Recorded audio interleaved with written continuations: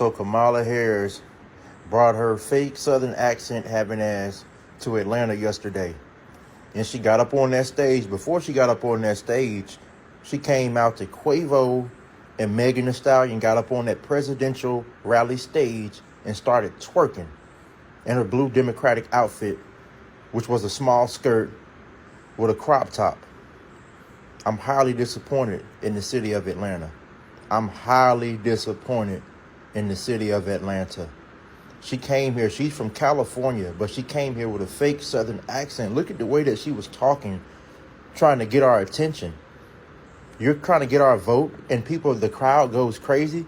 Like Quavo says, they walk it like I talk it. And the crowd went wild. Are y'all serious, black people? Is this all we're worth in Atlanta? Are y'all serious?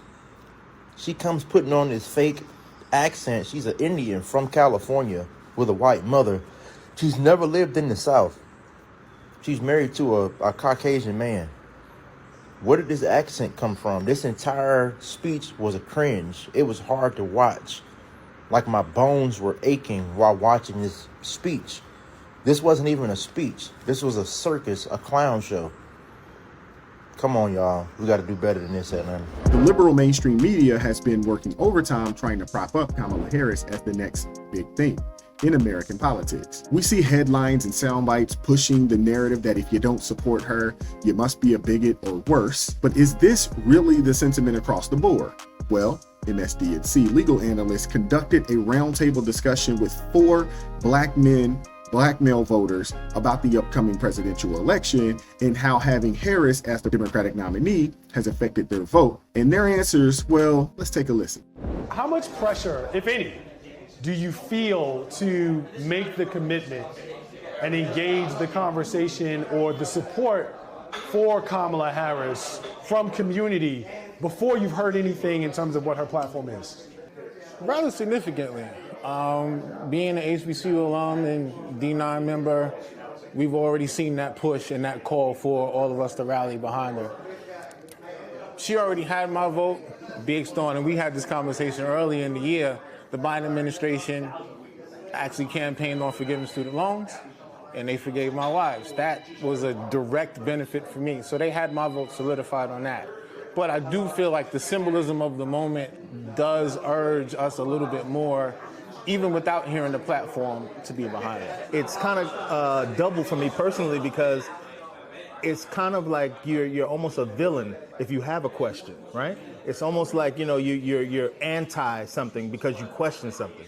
And politically, because it's such a finite timetable of when you have to make a decision, it doesn't leave room to have a real in-depth conversation. You're almost put in a place where you have to just say, come on, let's go. And it's like, come on, let's go with what, right? And then when you're halfway down the road and you feel like wait a minute, I shouldn't be part of this bandwagon. Are you anti because you want to back off now? Or dude, let me out the car. You know what I'm saying? How you looked at now, you know what I mean? So it's rough. That's a Boys and Hoods reference for people who didn't catch it. There are a lot of people who are skeptical about the following question, and I want a yes or no from each of you. Do you think she can win? Yes. I think it's going to be difficult. I wanted to, but I don't think so. I think she can win. It depends on the strategy her campaign manager takes. I think she can win, but I think we got to get the young people involved. We got to get the young people's vote. And how do you engage those people? How do they strategize to get that vote from them? I think she's going to win. I think she can win, but I think she's a more compelling candidate than Donald Trump is, so I think she can win. So for me, right, here's why I say I don't think so.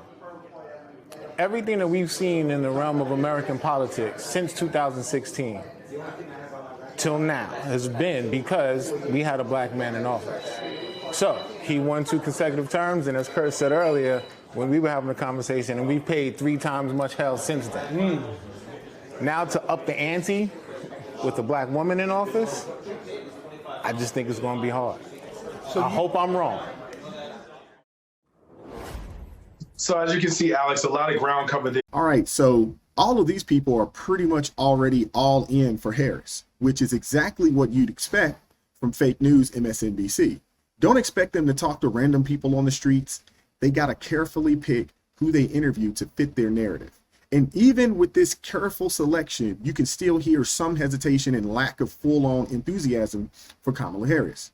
There is a huge pressure within the Black community to support Kamala Harris without asking any questions. It's like if you even think about questioning her, you're immediately branded as the bad guy. This lack of room for real conversation is a serious problem. It's unhealthy, and frankly, it's a huge roadblock to democracy. How are we supposed to make informed decisions if we can't even discuss them openly? What's really going on here is a kind of silent racism from the left. They're pushing this idea that all Black people need to think and vote the same. It's like they're saying, hey, you're Black, so you have to support Kamala. No questions asked. Instead of encouraging diverse opinions and healthy debate, it's just creating an echo chamber where only one view is allowed. And let's be real, insisting that supporting Kamala Harris is the only way to be a loyal member of the Black community is downright manipulative. It's like they're saying Black voters can't make informed decisions. Black voters can't think for themselves. You can't make any decision based on any other thing than skin color. This isn't about empowering Black voters. It's about controlling them and making sure they stay in line with the liberal agenda without considering any other options. What really gets me is that the same people who claim to champion diversity and inclusion are the ones pushing for this narrative. They're not promoting true diversity. They're enforcing intellectual uniformity, and it's sickening. The truth is, Democrats have been taking the Black vote for granted for entirely too long. They set the bar low and treat Black voters as a monolithic group that can be swayed by simply putting a candidate of color on the ticket. They expect Black voters to be dumb enough to vote based on melanin alone, without considering the actual policies and track records of the candidates. They think all we see is skin color, which is the most childish, ridiculous, condescending view of Black voters I've seen. And MSNBC was surprised to learn that Kamala Harris in their panel didn't change many Black voters' opinions at all. Check this out. How many of you know a Black man who has expressed to you that they're committed to voting for Donald Trump? Okay. For the brothers who have told you that or said that to you, has the emergence of Kamala Harris changed that for those brothers? No. So you see, even when they handpick their interviewees, there's still a noticeable lack of enthusiasm for Kamala Harris. And interestingly, these Black voters are starting to support Trump more. They know people in their community who are committed to voting for Donald Trump, and Kamala being in the race doesn't change that. Now, let's talk about Trump's record with the Black community versus Biden's.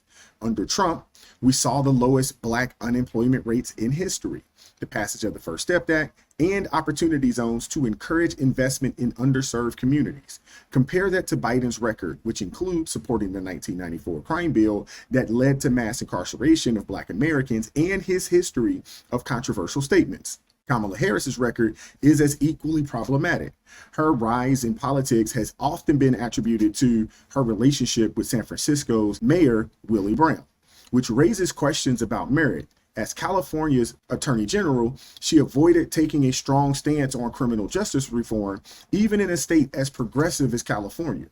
Her Senate career is marked by grandstanding rather than substantial legislative achievement. She authored 0 pieces of legislation that became law and is best known for her confrontational style during judicial hearings, which rarely led to any real impact. As vice president, Harris has been given significant responsibilities like handling the immigration crisis, and yet it's only gotten worse. Her support for defunding the police and her involvement in bailing out rioters during the 2020 protests further complicate her image. The Democrats are working hard to rewrite her record and push a narrative that doesn't match her actions. She's going on record to say she's not going to do anything for Black folks. The reality also is this: any policy that will benefit Black people will benefit all of society.